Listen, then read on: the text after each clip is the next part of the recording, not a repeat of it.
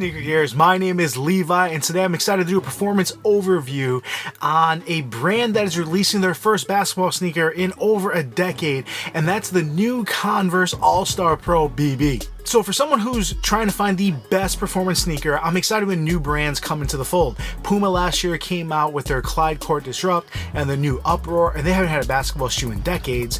Later this year in 2019, New Balance is coming out with their first basketball shoe, I think, ever in the Omni 1, and they're working with Kawhi Leonard, which hopefully he is talking and giving them feedback.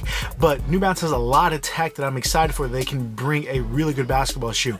But Converse, on the other hand, as opposed to New Balance and Puma, where they're kind of coming out with stuff all new, Converse is owned by Nike, and they've owned them since 2003. They've been using Nike tech for a while. So in Converse's own lineup, you can get drop-in midsoles that have Lunar, that have Zoom Air. So this isn't their first foray without having the background and without having the technology and engineers to come out with a really good shoe, but this is still their first basketball shoe in a long time.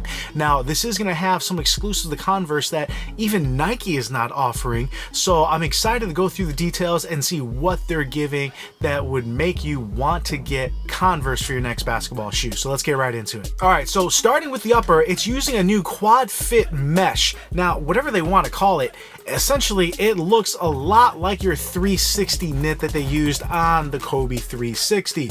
Now, this used what they called a 360 fly knit, which Nike has been really ho-hum about. I don't know if this technology cost too much money or just really wasn't received, but this without the midsole in there is super soft, super giving, but at the same time, because it is kind of plastic based, still provides a lot of support. So we're gonna find out if that quad fit mesh is gonna give enough support for basketball, if it's gonna feel kind of plasticky like this, but that's something once we try it, we're gonna get a better feel. Now, another aspect is the design of it. It is taking some classic cues where it does look more like a retro. I think they've done a really good job kind of pulling from how Ford and Chevy have brought the new Camaro and Mustang with a retro feel from the old school and making it new.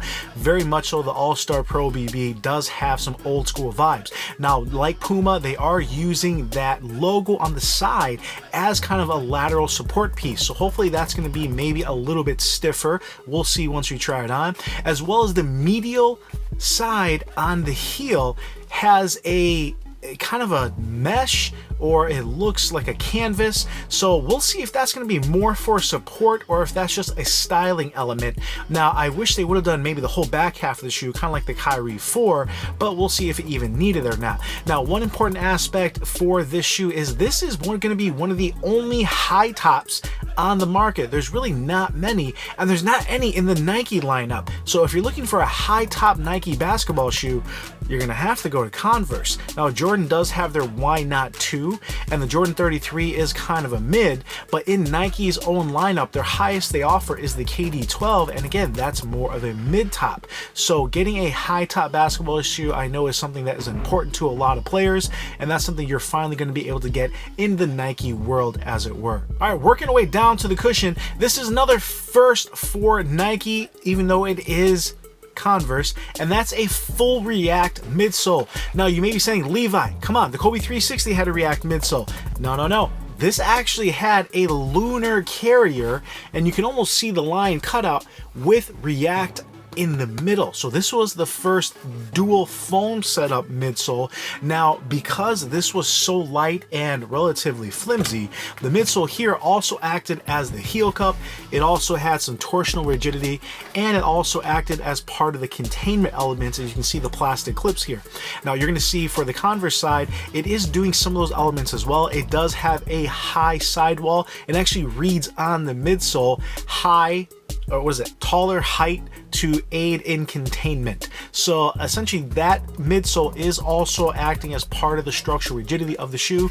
The heel is coming up, also acting as part of a heel cup. And we're gonna see if it's gonna have anything firm underneath like it did on the Kobe 360, but we can't quite see those in the pictures yet. But this is gonna be 100% React. So how is that gonna feel? We don't know. So if you guys first tried React in the React Hyperdunk, it was terrible. And all of a sudden, fast forward to the React the Epic React on the running shoe, where you had a full midsole of React, and it felt amazing. It's plush, it's bouncy.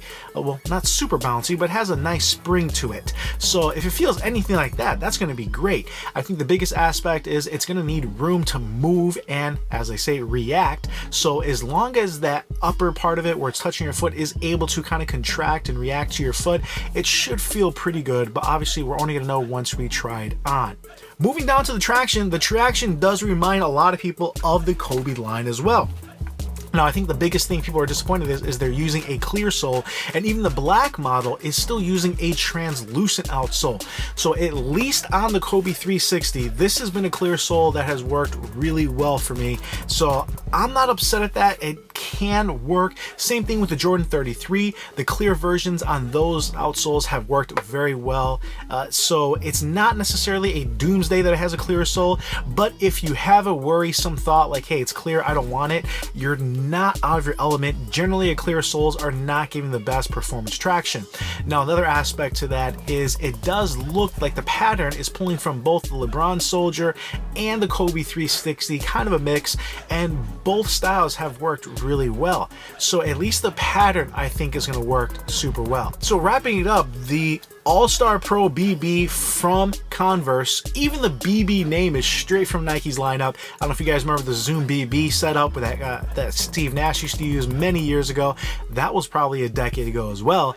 But having that BB or basketball obviously is a homage to the Nike lineup. Having React is obviously Nike, but Nike no longer has drop-in midsole. So if you're a fan of drop-in midsoles, you're gonna have to go to Converse. If you notice, the Kobe line was synonymous with drop-in midsoles, no longer has that. Even their budget line, the Mamba line, which now has the new Mamba Focus, does not have a drop-in midsole. So with Converse, you're getting the only high-top basketball shoe in Nike's lineup with a drop-in midsole that is 100% React and is using the closest version that we have to our 360 Flyknit. So you're getting a lot of performance elements that are not available from Nike, no matter what the price. So what is that price? It's coming out for $140, which as a high top version of a Kobe 360, that's already a 30% discount. So I'm not mad at that. That price seems fairly reasonable for all the tech that we're getting. It's also going to be released in May with no exact launch date. I'm going to assume somewhere in the second or third week, just a guesstimate, but we're already here in the end of April, so it is coming out very soon. Definitely will be getting a pair and have an initial review, and we're going to find out what's what. How does it fit? Is it wide foot friendly? How does that React cushion actually feel underfoot? Does that traction work? The pattern, the materials. So there's a lot we don't know. Now, generally with an overview, with how many shoes I review, I can tell if a shoe is going to perform well or not. And this shoe just has a lot of variables we don't know. If I'm guessing, I'm gonna say this is gonna be a really good shoe. That upper Nike can execute well. That cushion looks like it should be done well. And the only aspect we don't know is if the traction works, but that's something you really don't know unless you try any shoe on. So I'm gonna put my card in the hat and say this is gonna be a really good performer, but we'll find out once we get it in hand. If you like that video, please give it a thumbs up. You can subscribe down below and hit the little bell for all the new videos we have coming out. As always, if you have any comments, put them down below. I do try to answer all the questions. Right now, we don't know too much about this shoe outside of what I put in this video, so if I do find out more, I'm happy to answer those questions down below. As always, this is Levi with Sneaky Ears. Really appreciate everyone, and I'll come at you later.